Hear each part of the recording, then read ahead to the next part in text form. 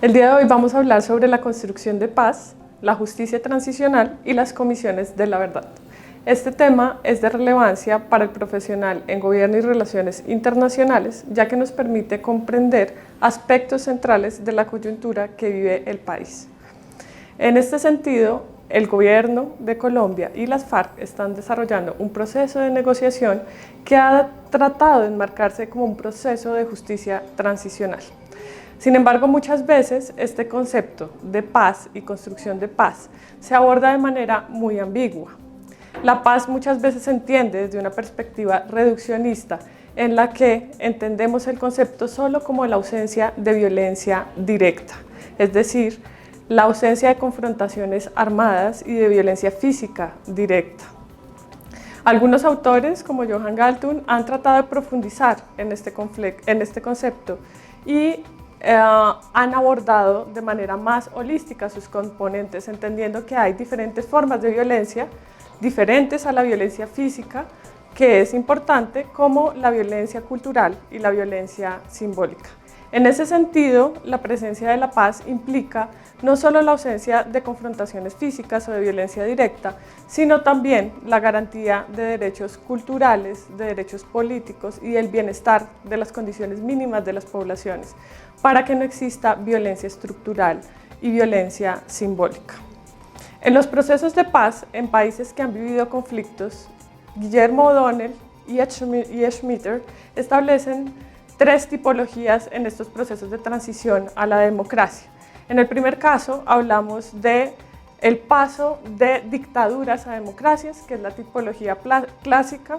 En el segundo caso hablamos de transiciones de conflictos armados internos o guerras civiles a la democracia, y en el tercer caso los autores nos hablan de transiciones de regímenes autoritarios de corte socialista hacia la democracia.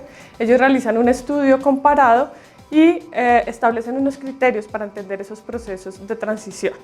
En nuestro caso, en el caso colombiano, estamos hablando de una transición de un conflicto armado, o si lo queremos denominar así, de una guerra civil a la democracia. Este proceso de democratización implica la puesta en marcha de mecanismos de justicia alternativos a los de la justicia tradicional. En Occidente hemos comprendido la justicia desde el viejo precepto retributivo de la ley del talión. Como ustedes conocerán, es ojo por ojo, diente por diente, es decir, que la pena es equivalente a la falta que se ha cometido. Ese precepto de justicia, desde otras concepciones no occidentales, corresponde a un precepto basado en la venganza. En los mecanismos de justicia transicional se busca hacer un alto y, en ese sentido, impartir herramientas de justicia transicional que son excepcionales durante un periodo delimitado, que permitan precisamente en ese proceso de transición a la democracia dar el paso de un escenario de violencia o de dictadura a la construcción de paz y la construcción de las reglas mínimas de la democracia. Es importante aclarar allí que el concepto de democracia no se restringe al concepto mínimo asociado con las elecciones o la existencia de elecciones y partidos, sino que tiene que ver también con ese concepto de construcción de paz más holístico y amplio del que ya les hablé. La construcción de democracia, entonces, tiene que ver con la garantía de derechos mínimos como la libertad de expresión, la libertad de asociación y la garantía de los derechos mínimos básicos que todo ciudadano tiene, además de la participación política, vivienda, alimentación, salud, desde un concepto integral. En ese sentido, la justicia transicional busca restablecer un orden que ha sido quebrado por una situación de violencia o conflicto. En ese escenario, no es viable aplicar los mecanismos de justicia punitiva ordinaria, porque nos encontramos arrojados a un proceso de negociación. Entonces, si imaginamos un espectro que va de la justicia punitiva absoluta, el castigo, la cárcel, a la amnistía, en los procesos de negociación debemos encontrar un justo punto medio. Ese punto medio nos hace pensar en mecanismos alternativos de justicia, que es un paradigma que se viene utilizando alrededor del mundo hace varias décadas, precisamente para dar fin a esas situaciones de conflicto. En ese justo punto medio existen diferentes mecanismos de la justicia transicional. Existen tanto mecanismos punitivos como mecanismos no punitivos. Dentro de los mecanismos punitivos encontramos los tribunales. En el caso de Kenia, Ruanda, Sierra Leona y algunos otros países se han utilizado estos mecanismos punitivos de la justicia transicional en los que se dan castigos ejemplarizantes a los perpetradores de alto nivel. Estos perpetradores de alto nivel responden ante la sociedad con penas simbólicas que satisfacen la demanda de justicia de las víctimas, porque si hay algo central en los procesos de justicia transicional es la satisfacción de las demandas de las víctimas. El elemento central de los procesos de justicia transicional son las víctimas, porque son ellas quienes han sido silenciadas en el pasado de violencia, han sido vulneradas y han sido victimizadas. En ese sentido, la justicia transicional busca implementar mecanismos que reparen a las víctimas de manera integral, y esa reparación integral tiene varios aspectos. Esos aspectos son la satisfacción de sus demandas, la rehabilitación, la garantía del derecho a la verdad, la restitución y las garantías de no repetición. La justicia transicional, entonces, regida bajo esos principios, como les decía, interconecta o articula, en algunos casos utiliza solo alguno de ellos, mecanismos punitivos como mecanismos no punitivos. Los mecanismos más conocidos son los mecanismos judiciales, como los tribunales en los que se imparten penas ejemplarizantes. De otro lado, tenemos mecanismos no judiciales, que son menos conocidos, pero que han sido implementados de manera significativa alrededor del mundo hace alrededor de 3 décadas, como bien lo relata Priscilla Heiner. Las comisiones de la verdad son mecanismos extrajudiciales de la justicia transicional y tienen como fin garantizar el derecho a la verdad de las víctimas. Algunas veces en la academia tenemos discusiones sobre el concepto de la memoria, de la verdad y cómo reconstruir un pasado de violencia. Las comisiones de la verdad se han implementado alrededor del mundo de manera diferenciada. Una de las más emblemáticas es la de Sudáfrica y, en el caso de nuestras latitudes en este hemisferio, la de Chile y Argentina, presididas por personalidades muy importantes de una alta moral y reconocimiento público, como Ernesto Sabato en Argentina. Las comisiones de la verdad tienen como fin darle voz a esas víctimas que fueron desposeídas de voz en el pasado de violencia. Su fin es entonces reparar a las víctimas a través de la construcción de una verdad y de una memoria colectiva. Esto es sin duda un reto inimaginable, porque la verdad constituye diferentes relatos y diferentes perspectivas. Las comisiones buscan, desde una perspectiva crítica de la justicia transicional, volver a equilibrar la voz de los participantes de la sociedad en la construcción de un relato colectivo. Las víctimas en el pasado de violencia estuvieron muchas veces silenciadas, aisladas de la participación y de la construcción de la verdad. El reto de las comisiones es volver a darle voz a estas víctimas para que construyan un relato colectivo. Algunas perspectivas de la justicia transicional en relación con las comisiones de la verdad han interpretado a las comisiones de la verdad como mecanismos burocráticos para cumplir con el derecho a la reparación. Sin embargo, algunas perspectivas críticas, como las neogramscianas que defiende Cox en la perspectiva de las teorías de las relaciones internacionales, pretenden entender que la construcción de la verdad es un relato complejo que implica utilizar metodologías diversas para la construcción de un relato común y de una memoria histórica común sobre el pasado de violencia. Precisamente por esto, las comisiones de la verdad cumplen con algunas condiciones, características o requisitos. La primera de ellas es que son creadas, decretadas y organizadas por los estados. Allí participan todas las partes, tanto los perpetradores, los victimarios, las víctimas y el Estado. Y en el caso en que el Estado haya sido perpetrador, debe reconocer públicamente sus faltas. En Sudáfrica fueron famosas las audiencias públicas en las que los victimarios pidieron perdón a sus víctimas, y las comisiones de la verdad ponen en marcha este tipo de mecanismos para satisfacer la demanda de verdad de las víctimas. Muchas veces las víctimas demandan más justicia punitiva que justicia no punitiva, pero en algunos casos hemos encontrado a lo largo del país y en experiencias a nivel mundial que la verdad es una forma de reparación efectiva de las víctimas, es una forma de sanación colectiva. El Estado entonces es quien dirige este tipo de comisiones.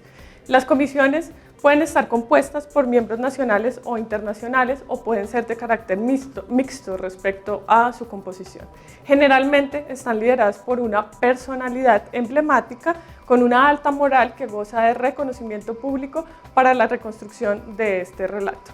Adicionalmente, las comisiones suelen trabajar durante algunos años para construir un informe público que será su producto final y en el que socializarán al país los resultados de sus investigaciones sobre las causas del pasado de violencia, las dinámicas y los actores que participan.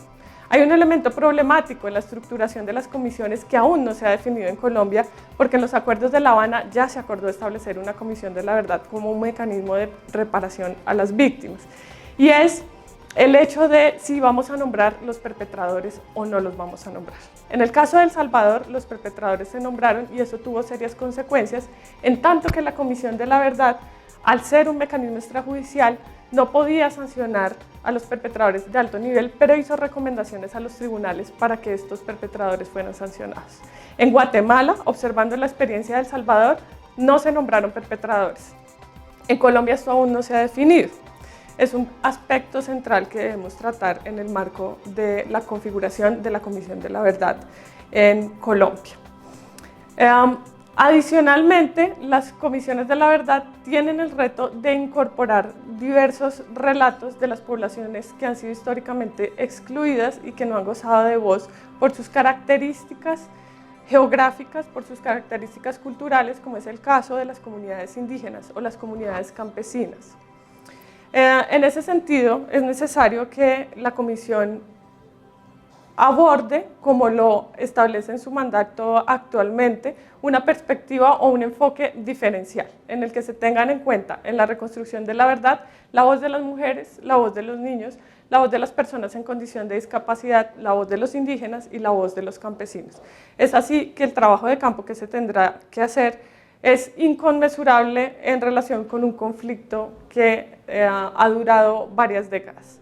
Indudablemente no partimos de cero. El Centro Nacional de Memoria Histórica ha desarrollado varios informes y relatos sobre diferentes casos de violencia. Sin embargo, esos son tan solo ejemplos, en tanto que la Comisión de la Verdad, en sentido estricto, más que ser un relato académico o un relato oficial sobre los hechos, debe incorporar y traducir la voz de las víctimas.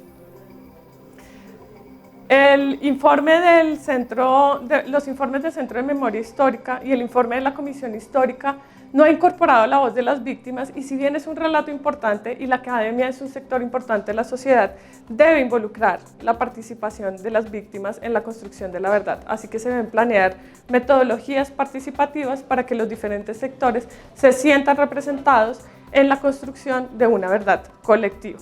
Y algo fundamental a lo que se ven obligadas las comisiones, y es desestructurar las dinámicas de violencia en la construcción de discursos que se habían estructurado en el pasado de violencia, porque indiscutiblemente los perpetradores van a buscar reproducir su relato y silenciar la voz de las víctimas. En ese sentido, las comisiones de la verdad deben buscar mecanismos para equilibrar los relatos y reconocer esa voz de quienes fueron silenciados y no permitir que los relatos oficiales o los relatos de los perpetradores de alto nivel vuelvan a ser reproducidos en la construcción de la verdad.